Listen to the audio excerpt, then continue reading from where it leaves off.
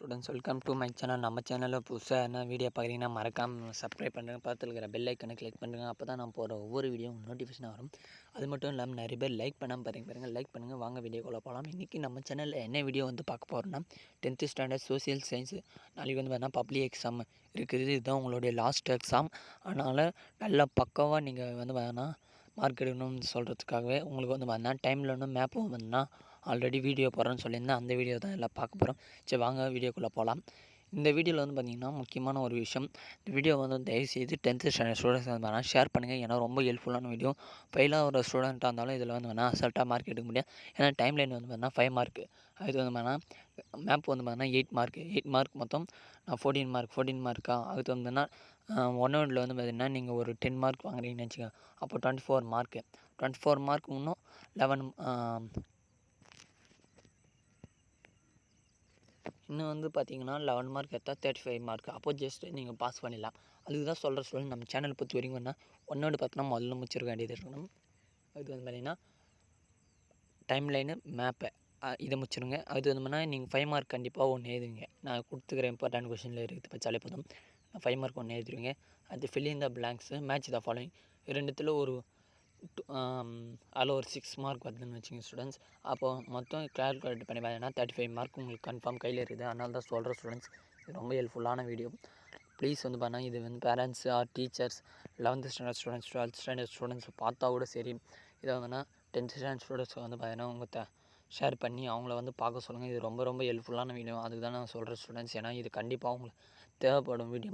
சரி வாங்க வீடியோக்குள்ளே போகலாமா. பிடிஎஃப்பில் இந்த பிடிஎஃப் நீங்கள் வேணும்னு நினைச்சால் நீங்கள் பண்ணால் நம்ம வாட்ஸ்அப் குரூப் லிங்க் டிஸ்கிரிப்ஷனில் கொடுக்குறோம். போய்ட்டு ஜாயின் பண்ணிக்க ஸ்டூடெண்ட்ஸ். சரி வாங்க வீடியோக்குள்ளே போகலாம்.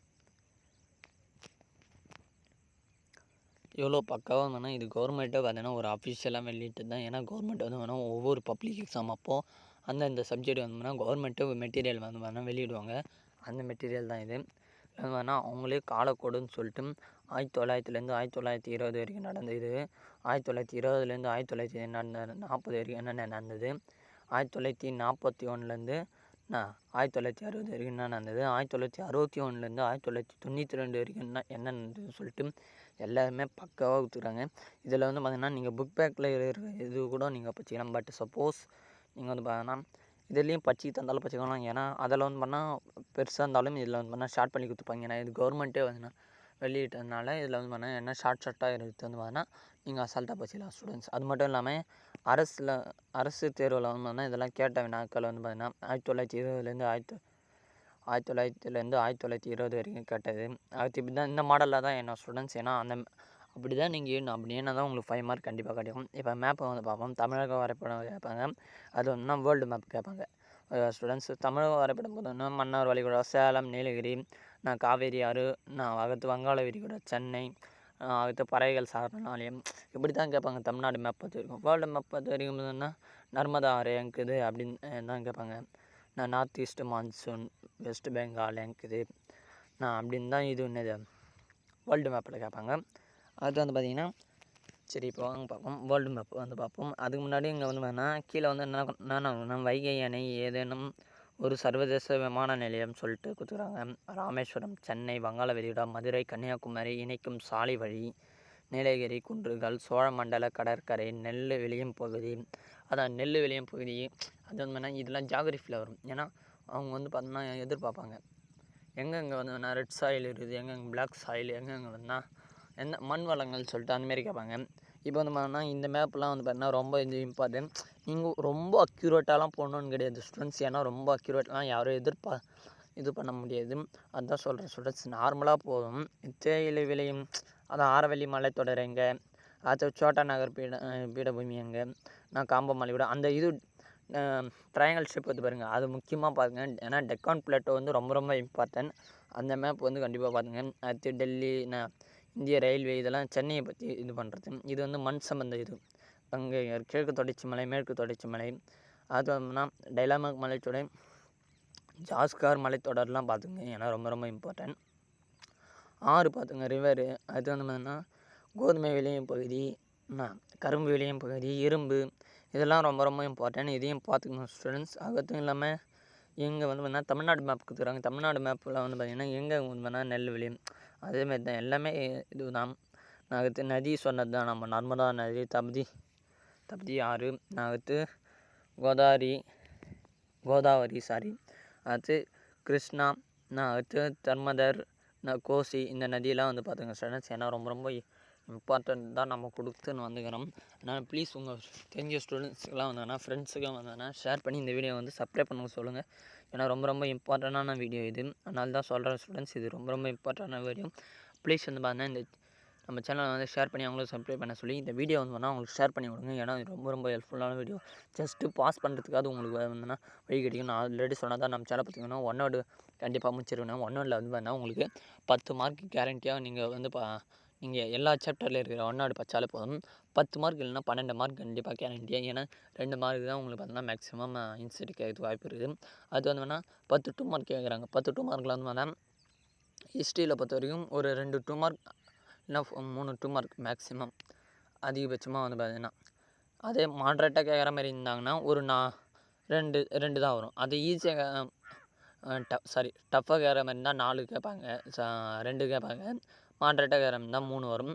இது ஈஸியாக கேட்குற மாதிரி இருந்தால் 4 வரும். ஏன்னா அதில் ரொம்ப இம்பார்ட்டன்ட் பெரியார் கொஷின், நான் இது வந்து பார்த்தீங்கன்னா பிளாக் மணி, கோல்டு ஒரு இது கொஷின் வரும். அதெல்லாம் வந்து பார்த்தீங்கன்னா அடுத்து ஃபஸ்ட் லெசன்லேருந்தே ஒரு கொஷின் வரும். அதுமாரி ரொம்ப இம்பார்ட்டண்ட்டான கொஷின் தான் கேட்பாங்க. அது வந்து பார்த்தீங்கன்னா இது பற்றி கேட்பாங்க. இந்த ஜியாகிரஃபியில் வந்து பார்த்தீங்கன்னா டைப்ஸ் ஆஃப் சாயிலு, அடுத்து சிவிக்ஸில் வந்து பார்த்தீங்கன்னா அந்த ஃபியூச்சர்ஸ் ஆஃப் அந்த கொஷின்லாம் ரொம்ப இம்பார்ட்டன்ட். அதையும் படிச்சுங்க. அடுத்து வந்து பார்த்திங்கன்னா இந்தமாரி கேட்பாங்க. அது fill in the blanks match the following நீங்கள் எல்லாம் படிச்சிடுவீங்க. அப்போ அதுலேருந்து மார்க் வந்துடும்.